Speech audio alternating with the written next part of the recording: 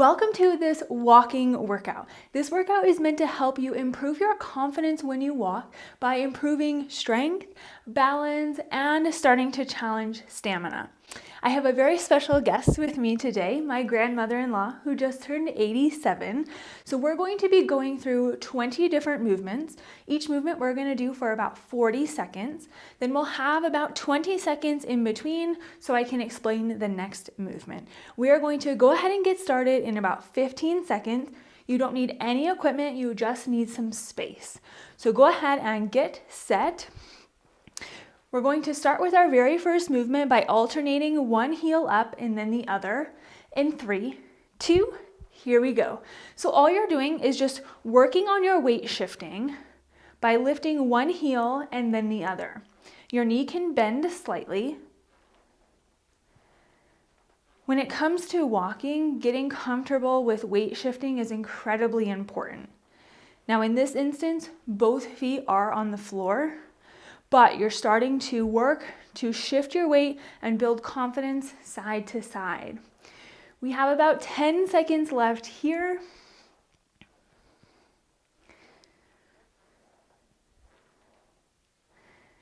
3, 2, and last one. Rest for about 20 seconds.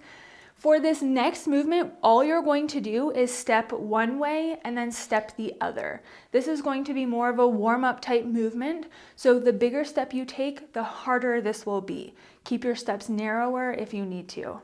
Ready? 2, 1, here we go.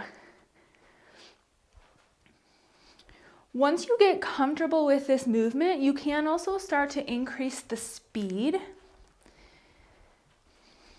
Moving sideways is important to work the muscles in your hips and also challenge balance, both of which forward walking may not necessarily do.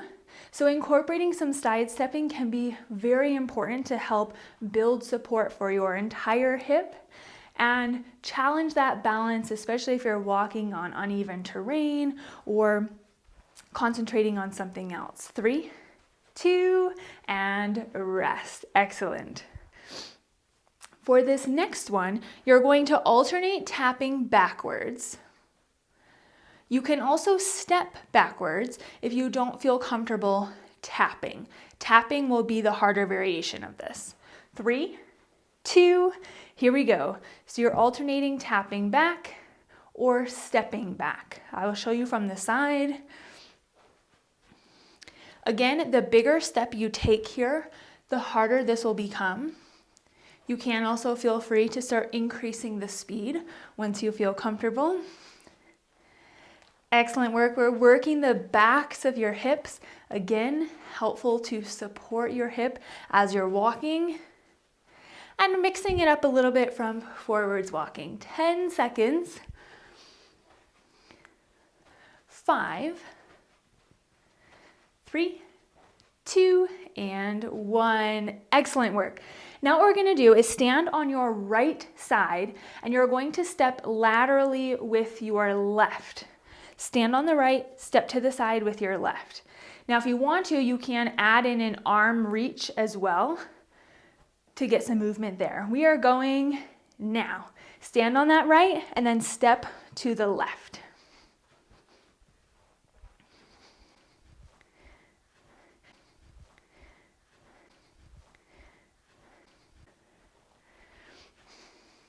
Excellent. You want to try to increase the size of the step on this once you start to feel comfortable. Depending on your hip range of motion, this may be a tad limited.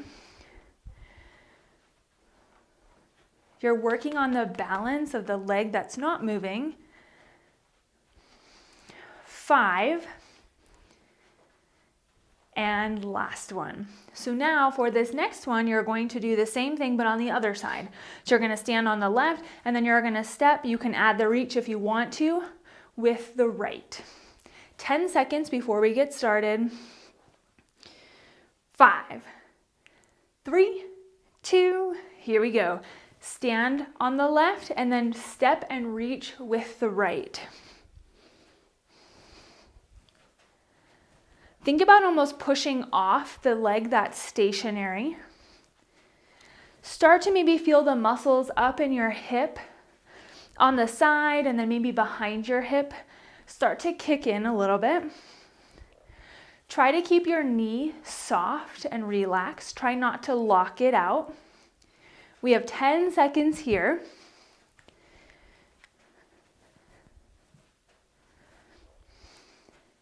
4, 3, 2, and 1. Now we're going to do something similar, but instead of going sideways, we're going to go backwards. So I'm going to go back to standing on my right side, and you're going to just step backwards with the left. Now, as I step backwards with the left, you can add a punch that goes out in front. Ready? Here we go.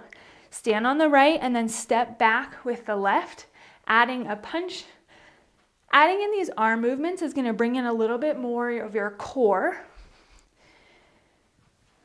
Again, this stationary leg, I want you to think about almost pushing off that side and keep that knee bent slightly or relaxed. Try not to lock it out. You have 10 seconds here. On all of these, try not to hold your breath. Try to make sure that you keep breathing. 4, 3, 2, and 1. Now we're going to switch to the other side. I'm going to stand on my left, step backwards with the right, and you can add in that arm movement. The bigger step you take, the harder this will become. You can also increase the speed to add some difficulty as well. 4, 3, 2, here we go. Stand on the left, step backwards with the right. I'll show you from the side. You don't have to put your full foot down. You can if you need to. But I want you to focus on keeping a majority of your weight on this front leg. When you're walking, you're essentially shifting your weight one side to the other. These movements right here help to prepare your hip to handle that, especially if you have pain, either hip pain, knee pain, or back pain. And rest. Excellent work. If you need support for balance, absolutely grab that. Now what we're going to do is come back to this right side. You're going to step forward, side, and then backwards.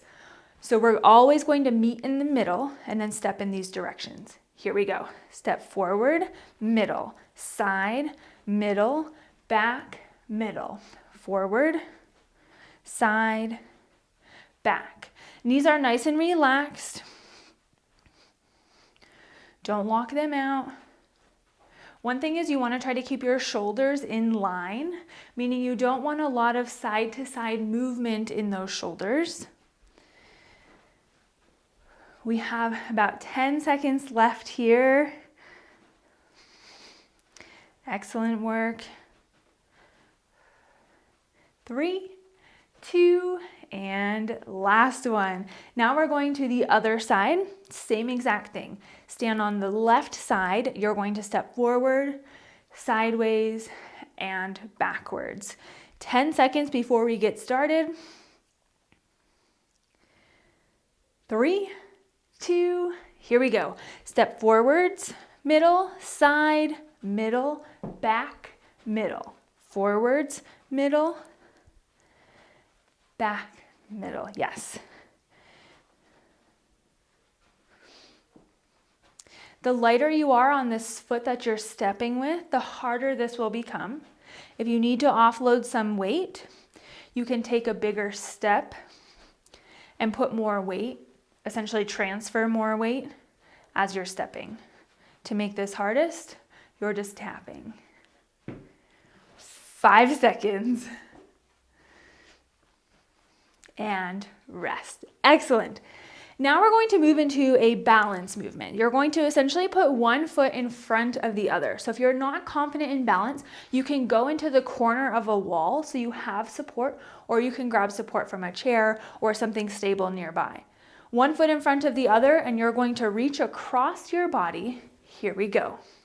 It doesn't matter what foot orientation you have now, because in the next section, we're going to switch. Having one foot directly in front of the other is going to be the hardest variation of this. If you want to, you can spread your feet so your feet are a little bit wider, giving you a wider base of support. Of course, balance plays a huge role when it comes to walking, especially when you're walking in unfamiliar places, walking in busy places, or of course, uneven terrain. 5, 3, 2, and 1.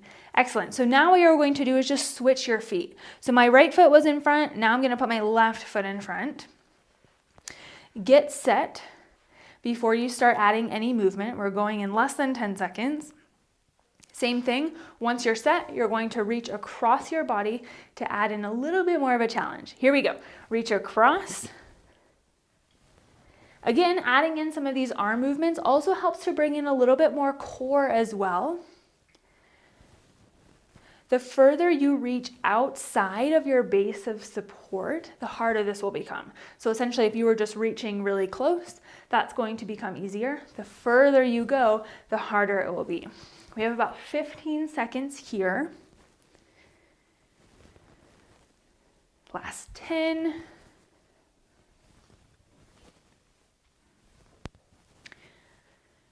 3, 2, and 1. Excellent. Now we are moving into, you're going to stand on your right side and tap your toes behind you.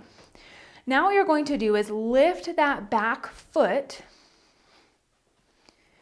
increase the speed if you need to increase the balance. If you want to increase the challenge, go ahead and try to hold it up there. Here we go. You can try to hold it for a second or two. Essentially what this is doing is now putting your full body weight on one leg for a brief period of time, which essentially is what walking does.